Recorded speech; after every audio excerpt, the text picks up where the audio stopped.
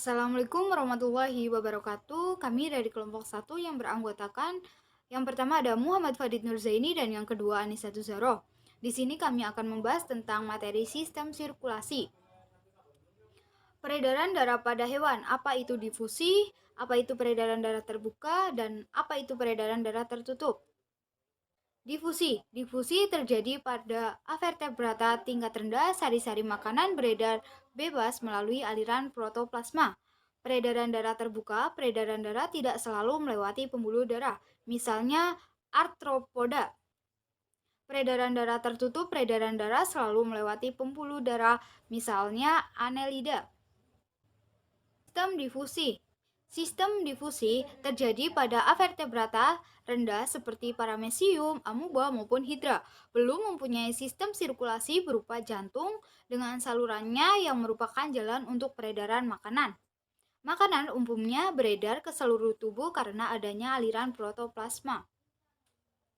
Sistem peredaran terbuka. Peredaran atau distribusi darah ke seluruh tubuh atau jaringan yang tidak selalu melewati pembuluh darah. Tidak dapat dibedakan antara darah dan cairan interstisial atau cairan yang mengisi ruang antar sel. Merupakan karakteristik pada arthropoda. Terdiri dari jantung sebagai pusat peredaran darah, sejumlah rongga yang disebut sinus dan beberapa arteri. Peredaran darah tertutup, sirkulasi darah ke seluruh tubuh melalui pembuluh darah. Darah diedarkan melewati arteri dan kembali ke jantung melalui vena. Contohnya pada annelida misalnya cacing tanah. Peredaran darah invertebrata. Sistem peredaran darah tidak melalui peredaran darah. Hewan bersel satu atau protozoa tidak memiliki sistem peredaran darah. Gas yang dibutuhkan dan zat makanan yang akan diserap dilakukan secara difusi. Karena tubuh hanya terdiri atas satu sel sehingga seluruh aktivitas metabolismenya dilakukan oleh sel itu sendiri. Banyak hewan jenis ini menggunakan organel selnya untuk metabolisme, seperti paramecium menggunakan vakuola kontraktil untuk mengedarkan zat makanan cair dan menggunakan vakuola makanan untuk mengedarkan zat makanan padat. Ada hewan yang menggunakan rongga sebagai saluran pencernaan sekaligus saluran peredaran darah yang disebut rongga gastrovaskular. Contohnya hidra dan planaria. Peredaran darah cacing. Sistem gastrovaskular, contohnya planaria atau cacing pipih. Sistem peredaran darah, contohnya cacing tanah. Peredaran darah planaria belum mempunyai sistem sirkulasi sejati, sistem gastrovaskular, saluran pernafasan bercabang-cabang sehingga memperluas permukaan yang efektif untuk menyerap dan mengedarkan zat makanan ke seluruh tubuh. Seperti gambar yang ada di PPT. Peredaran darah cacing tanah, sistem peredaran darah tertutup, alat peredaran darah atau pembuluh darah dan jantung terdapat di selom atau rongga tubuh. Pembuluh darah ada tiga, yaitu pembuluh darah punggung atau dorsal, pembuluh darah perut atau ventral, dan yang terakhir pembuluh darah kapiler. Pembuluh darah dorsal mengalir darah masuk ke jantung. Pembuluh darah ventral mengalir darah ke seluruh tubuh. Pembuluh darah kapiler menghubungkan pembuluh darah dorsal dan ventral. Pembuluh darah kapiler memiliki 5 pasang lengkungan aorta yang berfungsi sebagai jantung. Darah ada plasma darah dan sel darah. Plasma darah mengandung hemoglobin untuk membawa dan mengikat oksigen. Aliran darah pada cacing tanah. Darah dipompa oleh jantung, selanjutnya pembuluh darah dorsal dan ventral, dan yang terakhir difusi zat-zat dalam pembuluh darah dengan cairan ekstraseluler. Seperti pada gambar yang terdapat pada video ini.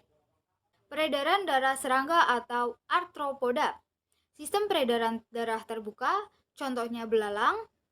Jantung berbentuk tabung panjang yang terdiri dari beberapa gelembung pembuluh darah dan terletak di daerah punggung di atas saluran pencernaan yang disebut sebagai jantung pembuluh. Bagian depan pembuluh darah ada aorta dengan ujung yang terbuka. Jantung memompa darah melalui aorta ke jaringan tubuh dan beredar bebas di dalam homosol tanpa melalui pembuluh. Homosol adalah beberapa ruang atau rongga sinus. Darah belalang berwarna merah, mari kita simak penjelasannya. Dalam darah tidak ada hemoglobin, jadi darah tidak berwarna merah dan hanya berfungsi untuk mengangkut zat makanan. Darah tidak berperan dalam pengangkutan oksigen, telah diedarkan oleh seluruh pernafasan atau trakea yang bercabang menuju ke berbagai jaringan. Mekanisme aliran darah. Jantung pembuluh berdenyut, selanjutnya darah terpompa ke arah depan melalui aorta, dan selanjutnya darah beredar bebas ke seluruh tubuh tanpa melalui pembuluh. Dari jaringan-jaringan tubuh akan kembali masuk ke jantung pembuluh melalui ostium. Seperti pada gambar yang ada di PPT. Peredaran darah siput atau moluska. Peredaran darah terbuka. Alat peredaran darah ada jantung dan pembuluh darah yang masih sederhana. Jantung ada arteri dan ventrikel dalam rongga perikardial. Aliran darah. Jantung berdenyut, selanjutnya darah terpompa keluar rongga perikardial atau sinus, yang selanjutnya jaringan tubuh, dan selanjutnya melepas zat makanan dan menyerap zat sisa, dan selanjutnya rongga perikardinal. Dan yang terakhir yaitu ke jantung. Berikut gambar terkait peredaran darah pada moluska atau siput. Peredaran darah vertebrata ada tunggal dan ganda. Tunggal yaitu sekali melewati jantung, contohnya pisces atau ikan. Sedangkan ganda 2 kali melewati jantung, contohnya amfibi, reptil, aves, dan mamalia. Pembuluh darah ada arteri dan vena, di mana arteri ada aorta dan arteri pulmonalis, sedangkan vena ada vena cava, vena pulmonalis, dan vena porta. Pembuluh darah ada arteri atau pembuluh nadi, pembuluh darah yang mengangkut darah dari jantung menuju kapiler alat-alat tubuh. Aorta, pembuluh nadi yang paling besar yang mengangkut darah keluar jantung. Arteri pulmonalis, pembuluh darah yang membawa darah kayak karbon dioksida dari jantung ke paru-paru. Vena, sistem vena cava, vena yang membawa darah kembali ke jantung. Sistem vena pulmonalis, vena yang mengangkut darah dari paru-paru. Sistem vena porta, vena yang singgah dulu ke organ tubuh sebelum kembali ke jantung. Misalnya vena porta hepatica dan vena porta renalis. Pisces atau ikan, peredaran darah tertutup dan tunggal, jantung satu arterium dan satu ventrikel, terletak dalam rongga perikardium dan dilindungi selaput perikardium. Sinus venosus, rongga jantung yang terletak antara ventrikel dan arterium. Untuk menjaga agar aliran darah tetap searah antara serambi dan bilik terdapat klep. Seperti pada gambar yang ada di video. Bagaimana mekanisme aliran darah pada ikan? Mari kita simak jawabannya. Mekanisme aliran darah dari jantung melalui ventrikel, selanjutnya ke conus arteriosus, selanjutnya ke aorta ventralis, dan selanjutnya ke arteri afferent branchialis, menuju kapiler insang, selanjutnya arteri efferent branchialis, aorta dorsalis, seluruh tubuh, lalu vena cava, lalu sinus venosus, lalu ke arteri serambi. Ada 4 vena cava, vena cardialis anterior, vena cardialis posterior, vena porta renalis, vena porta hepatica. Amfibi atau katak, sistem peredaran darah tertutup dan ganda. Darah dan alat peredaran darah. Darah ada plasma darah dan sel darah. Eritrosit berinti berbentuk bulat panjang, pipih dan mengandung hemoglobin. Dan leukosit tidak berwarna, berinti, bergerak amoeboid. Alat peredaran darah. Jantung dan pembuluh darah. Jantung memiliki 3 ruangan, 1 ventrikel berdinding tebal dan 2 arterium berdinding tipis. Di antara arterium dan ventrikel terdapat skat atau klep. Sinus venosus, yaitu kantong berdinding tipis tempat bermuaranya vena yang mengangkut darah yang kaya karbon dioksida dari berbagai organ tubuh selain paru-paru dan kulit. Bagaimana mekanisme aliran darah pada katak? Untuk yang kecil yaitu darah yang memiliki oksigen dari seluruh tubuh menuju sinus venosus, menuju arterium kanan, menuju ventrikel, menuju arteri pulmonalis, menuju paru-paru, dan yang terakhir yaitu menuju vena. Dan yang besar yaitu pulmonalis, lalu menuju arteri kiri, lalu menuju ke ventrikel, lalu darah keluar melalui truncus arteriosus, bercabang melalui dua aorta besar atau nadi besar yang melengkung ke kiri dan ke kanan, nadi halus atau arteri, lalu menuju pembuluh kapiler, menuju ke vena dan jantung. Lengkungan aorta pada katak bercabang menjadi cabang-cabang lengkungan aorta pada katak karotis mendarat di daerah kepala, pulmocutaneus bercabang menjadi arteri pulmonalis dan arteri cutaneus. Lanjutan lengkungan aorta kanan dan kiri. Nadi punggung yang bercabang-cabang menjadi nadi kecil yang mengalirkan darah ke berbagai alat dalam tubuh. Sistem vena pada katak ada vena cava, vena pulmocutaneus, vena porta ada dua, yaitu vena porta hepatica dan vena porta renalis. Peredaran darah pada katak dapat dilihat dalam slide PPT pada video ini. Selanjutnya ada reptil, tertutup dan ganda, jantung, dua atrium dan dua ventrikel. Terdapat sekat atrium dan sekat serambi. Sekat ventrikel tidak sempurna, darah dari kedua ventrikel hampir bercampur. Pada buaya terdapat foramen Panizae. Apa itu foramen Panizae? Foramen Panizae bisa dilihat pada gambar. Nah, fungsi foramen Panizae memungkinkan distribusi oksigen yang cukup ke alat pencernaan, memelihara keseimbangan tekanan cairan di dalam jantung pada waktu menyelam. Aliran darah pada reptil, itu ada siklus aliran darah pada reptil dari paru-paru, vena pulmonalis, atrium kiri, ventrikel kiri, aorta, darah dari seluruh tubuh, sinus venosus, atrium kanan, ventrikel kanan, arteri pulmonalis. Ada skema peredaran darah reptil. Yang pertama itu dari seluruh tubuh, lalu masuk ke sinus venosus, lalu ke atrium kanan, masuk ke ventrikel kanan, lalu ke arteri pulmonalis, lalu ke paru-paru, lalu ke vena pulmonalis, lalu ke atrium kiri, lalu ke ventrikel kiri, dan ke aorta. Nah, peredaran darah reptil bisa dilihat pada gambar ya. Itu ada ular, kadal, buaya, dan kura-kura. Lalu ada aves atau burung, tertutup dan ganda, jantung burung berbentuk kerucut terbalik dan terbungkus oleh selaput perikardium.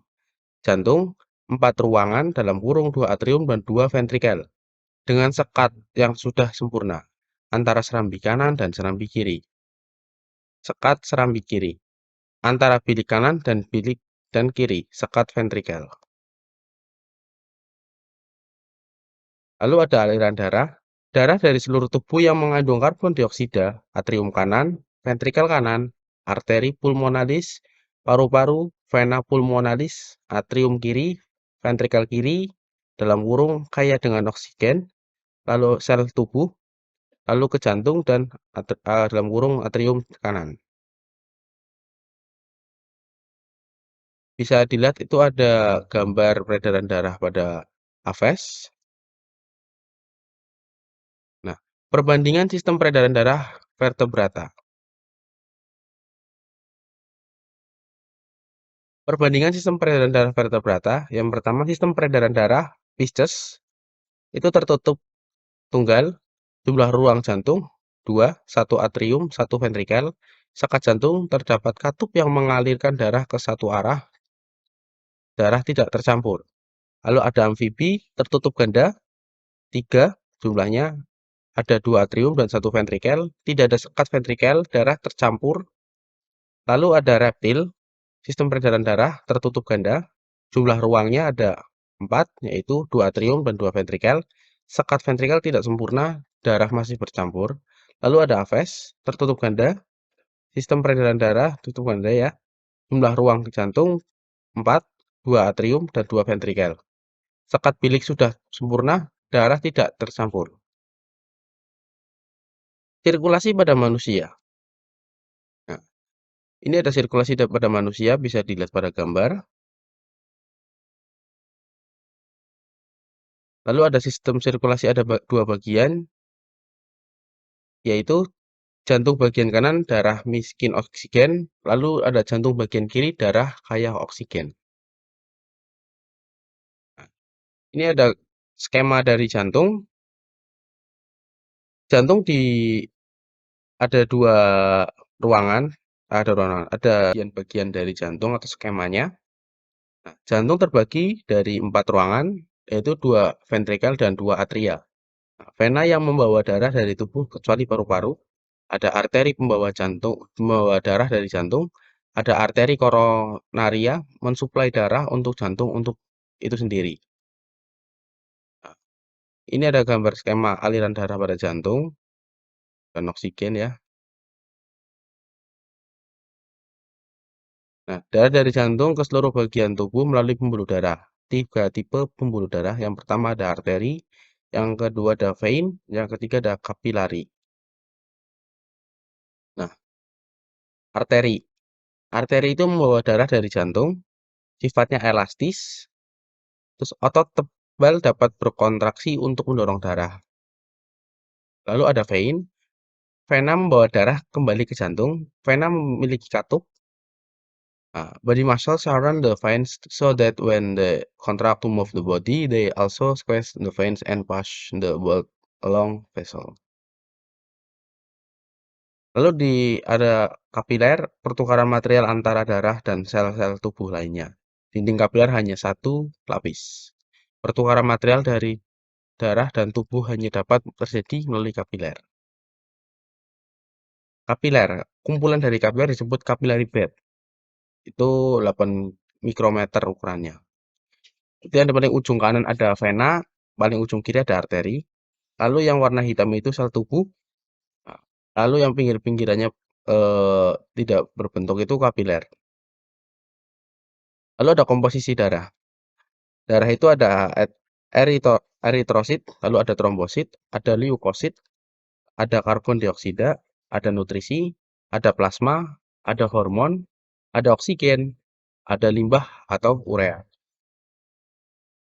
Eritrosit mengandung hemoglobin untuk mengikat oksigen dan dibawa ke seluruh bagian tubuh. Bentuk bisa berubah tanpa terjadi kerusakan hingga bisa melewati kapiler. Lalu ada leukosit, ada beberapa bentuk dan memiliki inti besar. Limfosit dan makrofag. Makrofag memakan dan mencerna mikroorganisme. Nah, limfosit melawan penyakit dengan membuat antibodi untuk menghancurkan penyakit. Limfosit lain membuat antitoksin. Lalu ada trombosit, lebih kecil ukurannya, menghasilkan fibrinogen untuk membentuk benang-benang sehingga terbentuk pembekuan darah. Semisal kita jatuh ataupun apa, nanti yang menghasilkan itu dari trombosit. Lalu ada plasma, cairan kekuning-kuningan yang membawa sel-sel dan trombosit yang membantu pembekuan darah. Mengandung karbon dioksida, glukosa, asam amino, protein, mineral, vitamin, hormon, dan limbah. Bentuk-bentuk leukosit. Nah, eosinofil, fungsi fagositosis dari antigen antibodi allergens. Melepaskan enzim untuk menghancurkan parasit seperti cacing. Inti 2 lobus besar. Bisa dilihat pada gambar ya. Lalu ada basofil, fungsi mengeluarkan histamin dalam kurung suatu vasodilator. Lalu mengeluarkan heparin, suatu antikoagulan. Ada neutrofil, bentuknya inti 3-5 lobus bentuk S strip C. Fungsi fagositosis, bakteri melepaskan bahan kimia antimikroba. Ada monosit, leukosit terbesar, seperti makrofag memakan jaringan-jaringan yang sudah mati. Hemoglobin mengandung Fe, mengikat oksigen, reversibel. Tiap molekul hemoglobin punya 4 oksigen. Tiap eritrosit punya 250 juta molekul hemoglobin. Sifat eritrosit tidak mampu membelah tubuh atau sintesa protein. Umur 100-120 hari. Jika sudah tua, dieliminasi oleh fagosit dalam limfa atau hati. Sel yang hilang diganti dengan pembelahan hemositoblas. Ada destruksi eritrosit, Eritrosit dihancurkan di hati dan limpa, kemudian di fagosit makrofag. Heme dan globin, hemo dirubah jadi bilirubin dalam kurung oren dikeluarkan ke empedu. Fe digunakan kembali sebagai hematopoietin. Lalu ada eritrosit, RBCS, bisa dilihat ya, ukurannya dilihat dari samping itu 2 mikrometer, dilihat dari atas itu ukurannya 7,5 mikrometer. Sekian presentasi dari kelompok kami, kelompok 1. Apabila ada kesalahan, mohon dimaafkan. Wabillahi taufiq wal hidayah. Assalamualaikum warahmatullahi wabarakatuh.